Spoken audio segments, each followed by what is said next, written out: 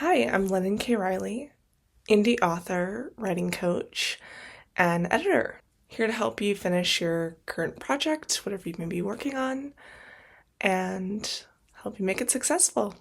Once a month, I will go through my Ask Lennon inbox and answer a few questions from writers and authors like you out there that are struggling and have some questions about the writing process, how to get from page 1 to publication, what is the publishing process like, and how to sell your book after it's been published. And I've picked a couple for this month, so let's take a look, huh? Our first question: how do y'all track your writing process? Word count, pages? Because what I'm doing isn't working. Ooh, good question. I will track word count. That's just for me a personal goal. I've seen authors do it a lot of different ways. For me, I have a daily word count of about 700 to 750 words. And if I hit that, it's been a successful day. If I can't quite get there, and that sometimes happens, then, at least I've sat down for the day and tried writing. So I'll take that as a win, but I won't call it a success. I'll take the L if I don't hit my daily writing goal. I've seen other authors track different word count goals, tracking scenes, or maybe it's tasks. Have I completed this scene? Have I completed this chapter? Have I completed this character worksheet? They'll have a task for the day. Others could be, did I raise the stakes? Did I add conflict here?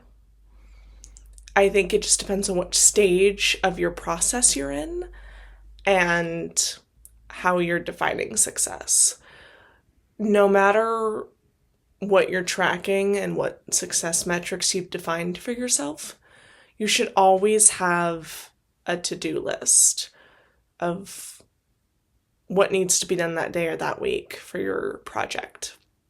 The reason why is because if you take this big goal, like finishing a book or finishing an outline for a book or something that is very large and time-consuming, it can be a little overwhelming looking at that big overall goal. So breaking it up into little manageable tasks is best. It's what I recommend.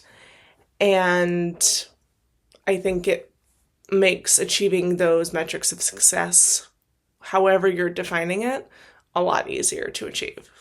Writers, how do you balance family life with writing? For me, I have time blocked off in my calendar. Like, I live by my calendar. I'm a very type A personality, so I will plan out my week over the weekend and I block off time that I'm available to write. So I at least get 1 hour every day. Sometimes I try for 2, but blocking off that hour helps me commit to showing up to the keyboard and writing every day. And it also sends a message to my loved ones that, hey, this is not free time, this is blocked off, this should be taken seriously. Do you have a question for me? Go to my website at www.lennonkriley.com and submit your question through the contact box with the subject line Ask Lennon. You can also DM me on Instagram. I'd be happy to take your questions from there as well.